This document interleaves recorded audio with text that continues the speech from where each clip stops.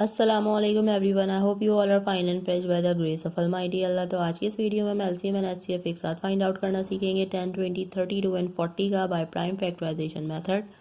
इस मेथड में सबसे पहले मैं आपको बता दूं कि हाँ, यहाँ हमारे पास दो या दो से ज़्यादा जितनी भी वैल्यूज़ होती हैं, जब भी हम उसका एलसीएम या एचसीएफ फाइंड आउट कर रहे होते हैं बाय प्राइम फैक्टराइजेशन मेथड, तो सबसे पहले उन तमाम वैल्यूज़ के अलग अलग प्राइम फैक्टर्स फाइंड आउट करते हैं। तो चलें स्टार्ट करते हैं अपनी वीडियो। सबसे पहली वैल्यू जो हमारे पास वो है 10। तो सबसे पहले हम 10 के प्राइम फैक्टर्स फाइंड आउट करेंगे। हम पहले सारी वैल्यूज लिख लेते हैं। जो सेकंड वैल्यू है हमारे पास वो है 20, थर्ड वैल्यू है हमारे पास 32 और फोर्थ एंड लास्ट वैल्यू है हमारे पास 40। जब भी हम किसी वैल्यू के प्राइम फैक्टर्स फाइंड आउट करते हैं तो उसे हमें प्राइम नंबर से ही डिवाइड करना होता है। प्राइम नंबर्स कौन से नंबर्स होते हैं? वो नंबर जो सिर्फ और सिर्फ दो ही टेबल्स में आते हैं प्राइम नंबर्स कहलाते हैं, जैसे कि 2, 3, 5, 7 और ये इसी तरह कंटिन्यू रहते हैं। ये तमाम नंबर्स प्राइम नंबर्स हैं। ये सिर्फ और सिर्फ दो ही टेबल्स में आते हैं, एक अपने और दूसरे वन के, इसके अलावा किसी तीसरे टेबल में नहीं आते। तो जब भी हम किसी वैल्यू के प्राइम फैक्टर्स फाइंड आउट कर रहे होते हैं तो हमें उन्हें स्मॉलेस्ट प्राइम नंबर से ही डिवाइड करना होता है और कम्प्लीटली डिवाइड करना होता है जब तक कि हमारे पास वन ना आ जाए। सबसे स्मॉलेस्ट प्राइम नंबर 2 है और 2 का डिविजिबिलिटी रूल है कि अगर किसी वैल्यू के लास्ट में इवन नंबर या फिर जीरो हो तो वैल्यू 2 से कम्प्लीटली डिवाइड हो सकती है। यहाँ हमें सारी वैल्यूज 2 से डिवाइड होती हुई नजर आ रही है, तो 2 से डिवाइड करना स्टार्ट करेंगे। 2 के टेबल में 10 आता है 5 पे। 5 खुद एक प्राइम नंबर है, इसलिए 5 को हमें 5 से ही डिवाइड करना है, क्योंकि 5 के टेबल में 5 आता है 1 पे। अब हमारे पास है 20 है लास्ट में, जो हमारे पास जीरो, इसलिए वैल्यू भी 2 से डिवाइड होगी। 2 के टेबल में 2 आता है 1 पे एंड 2 टाइम 0 इज 0। 2 के टेबल में 10 आता है 5 पे। 5 खुद एक प्राइम नंबर है, 5 के टेबल में 5 आता है 1 पे।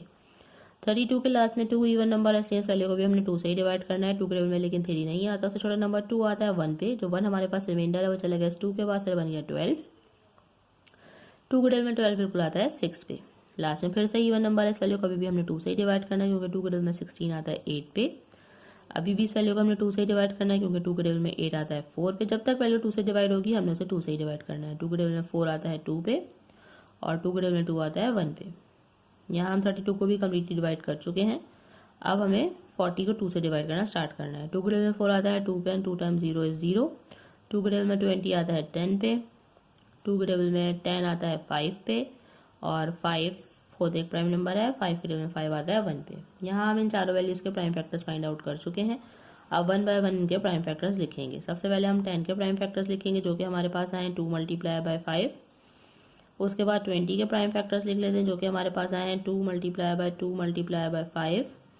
32 के प्राइम फैक्टर्स लिख लेते हैं, जो कि हमारे पास आए हैं 2 मल्टीप्लाई बाय 2। सब 2 ही है, काउंट कर लेते हैं कितने 2 है, 1 2 3 4 5 है। और उसके बाद लास्ट में हम लिखते हैं 40 के प्राइम फैक्टर्स, जो कि हमारे पास हैं 2 multiply by 2 multiply by 2 multiply by 5। अब चाहिए हमें कॉमन फैक्टर। ठीक है, अब हमें चाहिए कॉमन फैक्टर, यानी कि ऐसे कौन से जो हमें यहाँ फैक्टर्स नजर आ रहे हैं जो कि चारों में मौजूद हैं। कॉमन फैक्टर चारों में मौजूद होगा तभी उसका पेयर बनेगा। ये 2 देखिए चारों में मौजूद है, इसका पेयर बना, पेयर बन के बाहर आ गया। उसके अलावा 5 यहाँ है, यहाँ है, यहाँ कहीं नहीं, इसलिए 5 का पेयर नहीं बन सकता। और यहाँ पे भी अब और कोई 2 नहीं है, इसलिए 2 का भी पेयर नहीं बन सकता। यानी कि हमारे पास सिर्फ और सिर्फ एक ही कॉमन फैक्टर में हमें मिला है, इसलिए यही हमारा हाईएस्ट कॉमन फैक्टर यानी कि HCF भी है। अगर हमें एक से ज़्यादा कॉमन फैक्टर्स मिलते तो फिर हम उनको मल्टीप्लाई करते और फिर हमें हाईएस्ट कॉमन फैक्टर पता चलता, लेकिन हमें एक ही मिला, इसलिए यही हमारा हाईएस्ट कॉमन फैक्टर भी है। अब क्या करेंगे, अब हम इस फाइंड आउट करेंगे इसका एलसीएम फाइंड आउट करने के लिए हमें क्या करना है, सबसे पहले तो हम लिखेंगे हाईएस्ट कॉमन फैक्टर, जो कि हमारे पास ये आया है 2। ठीक है, उसके बाद अब हम देखेंगे कि ऐसे कौन से प्राइम फैक्टर्स हैं यहाँ पे जिनका 3 में भी पेयर बन रहा है या 2 में भी पेयर बन रहा है, तो हम उसकी पेयरिंग कर सकते हैं। जब हम HCF फाइंड आउट कर रहे हैं तो ज़रूरी है कि चारों में प्राइम फैक्टर मौजूद हो तभी उसका पेयर बनेगा, लेकिन जब LCM फाइंड आउट करें तो 3 और 2 में भी हम इसकी पेयरिंग कर सकते हैं। तो यहाँ पर हमें ये एक 5 का पेयर बनता हुआ नजर आ रहा है 3 में। ठीक है, ये पेयर बन के बाहर आ गया और इसे हमने एक बार लिख लिया।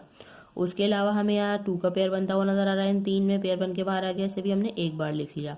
ये एक और 2 का 2 में पेयर बना, पेयर बन के बाहर आ गया, इसे भी हमने एक बार लिख लिया। उसके अलावा हमारे पास यहाँ 2 जो है वो रिमेनिंग रहेगा, जिनका कोई पेयर नहीं बन रहा है, इन सबको भी हम यहाँ इस तरह 1 बाय 1 लिख लेंगे। अब LCM के लिए हमें क्या करना है, इन सबको कर देना है हमें मल्टीप्लाई। तो चलें जल्दी से मल्टीप्लाई करते हैं। 2 time 5 is 10, 10 time 2 is 20, 20 time 2 is 40, 40 time 2 is 80 and 80 time 2 is हो जाएगा यहाँ पे 160। मीन्स हमारे पास यहाँ लीस्ट कॉमन मल्टीपल भी आ चुका है इन चारों वैल्यूज़ का, जो कि है 160, और हाईएस्ट कॉमन फैक्टर था 2।